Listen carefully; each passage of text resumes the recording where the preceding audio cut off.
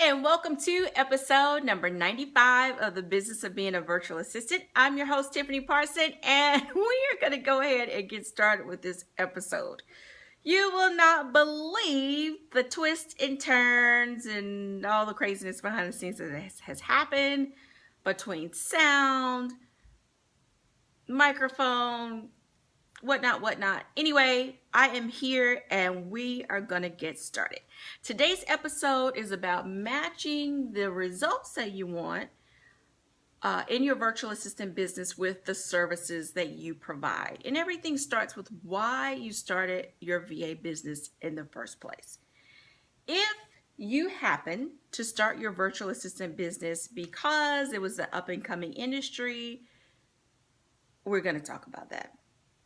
If you started your business to have time freedom, flexibility, control, independence, no office politics, be able to select clients you want to work on, so on and so on, we're going to talk about that as well.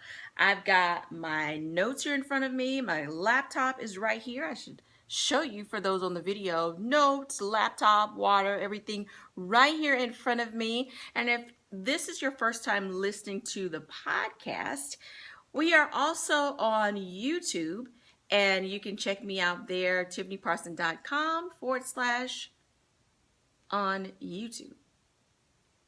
I think that's the link. Okay. My eye is itching. Oh my goodness.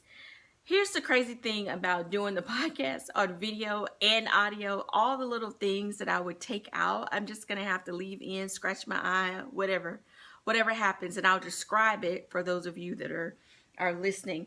Okay, so getting to your whys and matching up your services. Now, this is why it's important. Think about this.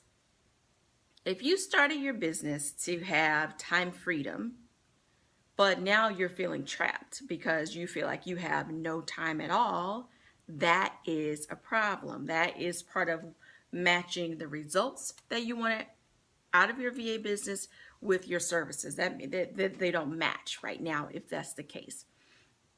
If you're feeling confined, then your results, what you want out of your business and your services, are not matching up.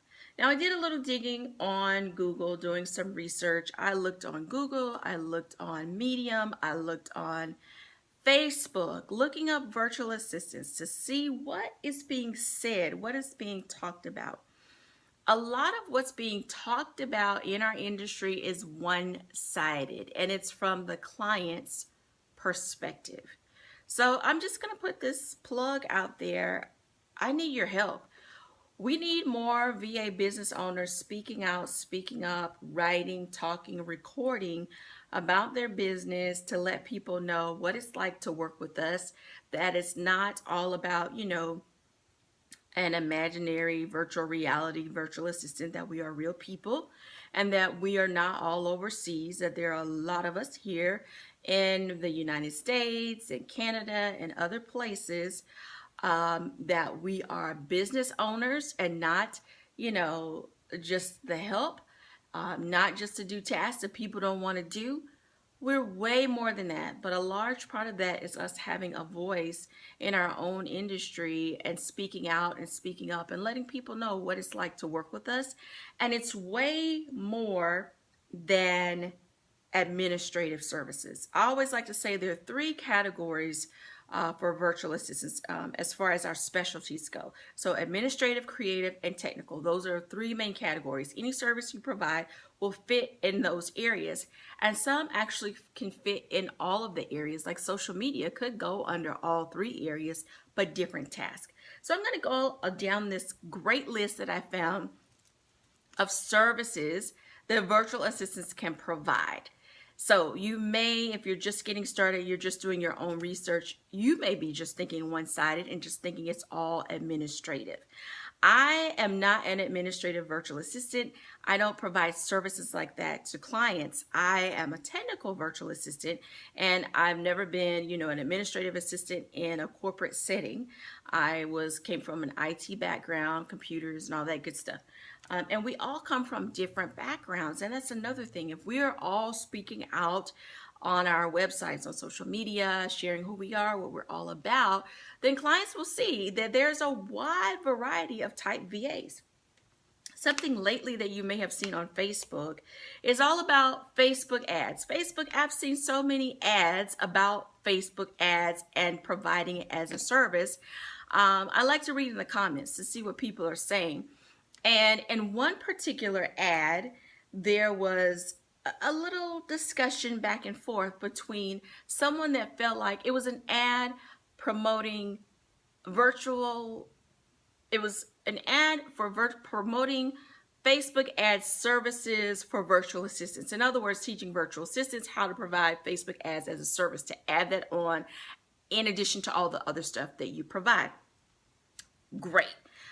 Someone in the comments felt like that wasn't something that a virtual assistant should be doing, that it shouldn't go in, be a part of their services. And the person that had put the ad out there, of course, thanked them for their comment, but let them know that, yes, she's indeed experienced, and this is something that she can help clients on and provide. She started out as a VA, providing this, and now she's been able to grow and expand. I didn't like the fact that someone felt like a virtual assistant shouldn't be handling that type task of doing Facebook ads. It ruffled my feathers a bit. I'm like, really? Seriously? I mean, we come from all different backgrounds. Someone could have a marketing background and that be their thing. Facebook ads hasn't been around a long time. So to think that a virtual assistant could not provide that as a service was just ridiculous.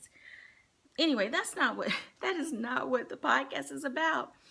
But in my searching, that's a part of what I found. One of the number one reasons that people outsource to us is time. They are able to buy time with us. We allow them to do multiple things at different times. Multiple things at the same time. So while they are doing their income generating things, we are behind the scenes making it all click, and happen. Okay, so let me give you a list of services outside of administrative, and administrative might be on this list. I'm just going to read it and then move forward. Okay, for virtual assistant services. Website design and maintenance, calendar scheduling, blog design and maintenance, email management and phone message management, word processing and spreadsheets, travel arrangements, PowerPoint presentations, transcriptions, social media setup and maintenance, shopping cart administration, bookkeeping, ghostwriting, copywriting, editing, teleclass coordination, affiliate management, joint venture coordination, online business management, and on and on and on. Way more than things that fall in the administrative category. A lot of things. And I'm going to use a couple of these things as an example to demonstrate why what you want out of your business must match the services that you provide. Time freedom is a big one.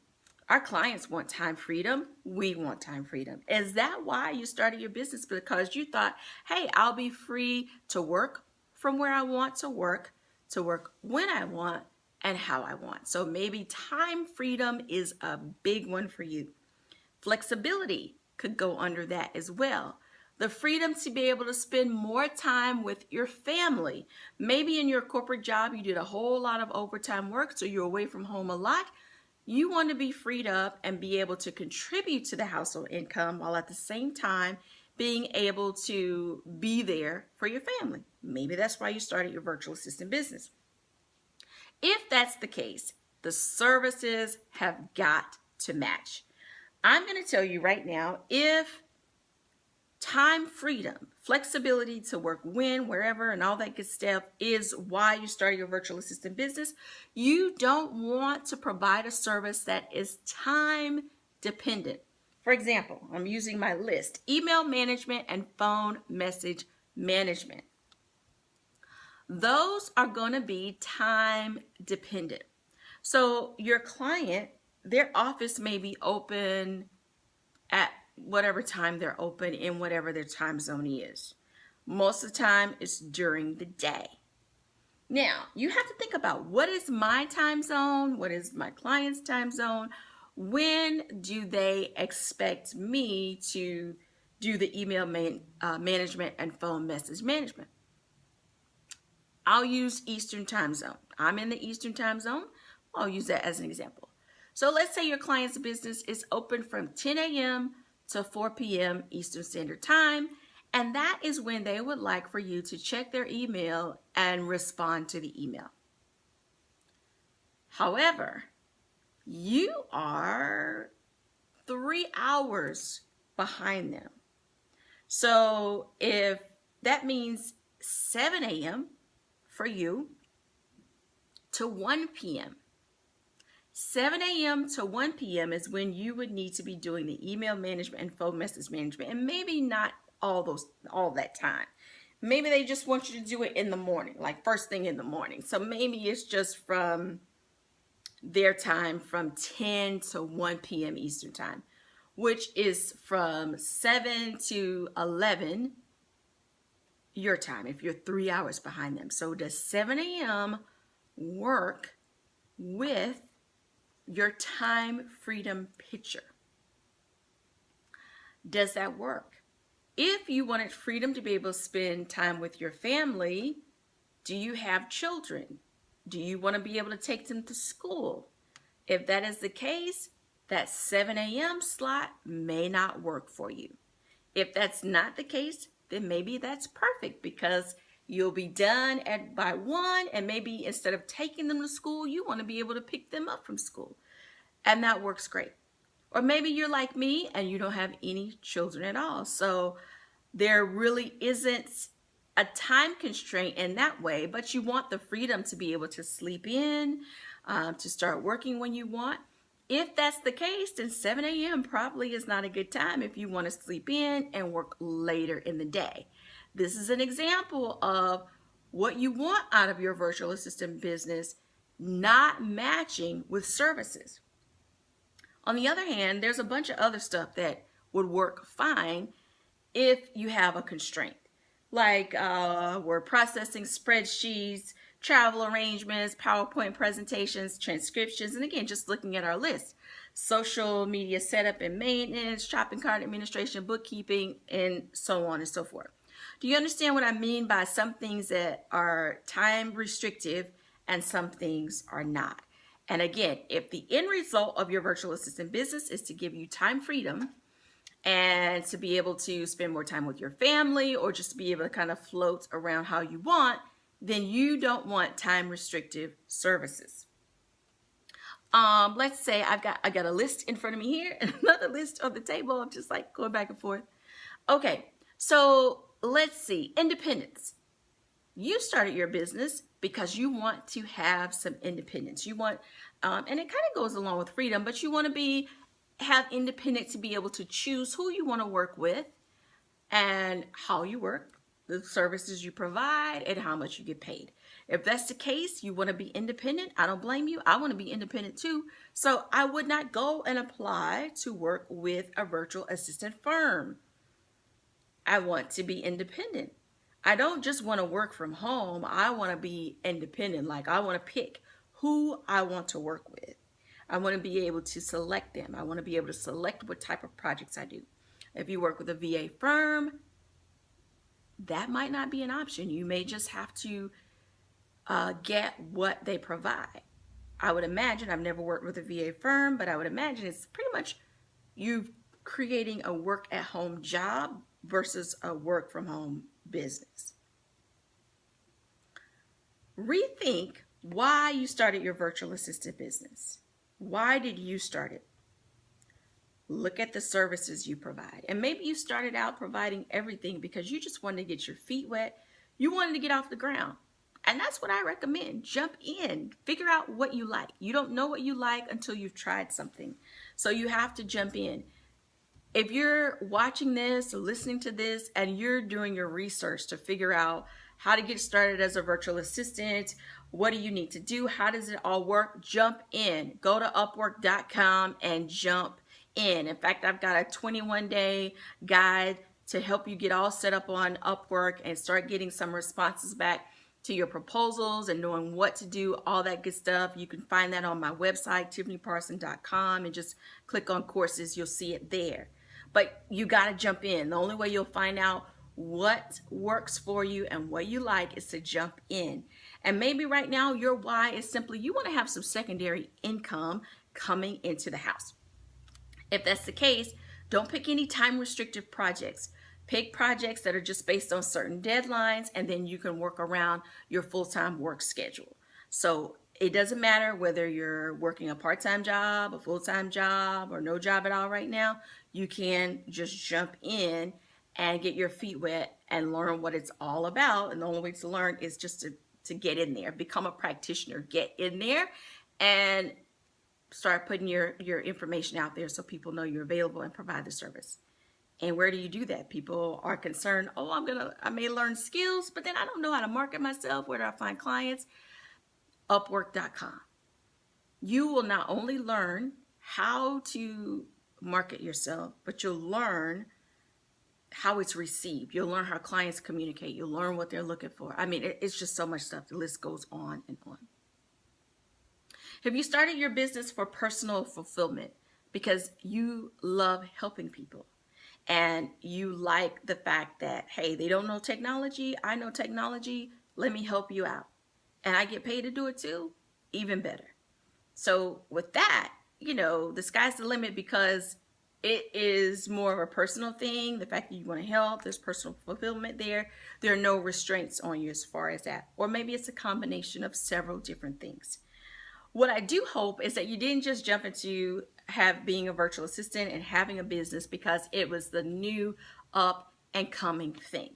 I've seen a lot of people start virtual assistant businesses because of that. It was a hot thing. It looked like people were making money. Oh my goodness, you can make 6 figures as a virtual assistant. I'm going to do it. You will fizzle out so fast because there is a lot of work involved. And if you want to be a 6-figure VA, there's a lot of time involved. There's less flexibility if that's the case. You have to decide, is it all me or will I get a team? How I build this up? There's a lot more involved. So it can't just be because it was an up and coming industry. And it's still new. Even there are people that started in the late 90s, early 2000s. I started in 2008. I'm still answering the question about what is a virtual assistant and what does a virtual assistant do, because there's a vast amount of services and skills that we all have and provide. And really, it should be more so, what does the client need and does that fit what you offer? And I think in episode 96, I'll give you 3 tips on how to even identify if a client is ready for you, because that actually leads into that one of those things about, if a client is asking you, what can you do for me? It's so much better if they tell you what they're looking for. And that'll be a whole nother episode. I won't get into that right here. There'll be our part 2 of this one, I guess. But anyway, it's very important for what you want the end result to be for your business, starting with your why, to match with your services. Otherwise, you're going to be frustrated, overwhelmed, tired, and ready to let it all go, simply because there just need to be a little tweak in what you're offering to your clients. If you have any questions, come on over to my Facebook page. If you're listening, go to facebook.com/Tiffany Parson Biz. If I am looking at you right now, you're watching from YouTube, or maybe you're on Facebook watching, I don't know. Post your comments below. I would love to help you the best I can and answer any questions that you have. Thanks again for listening and watching today's episode. You have a wonderful and fabulous week.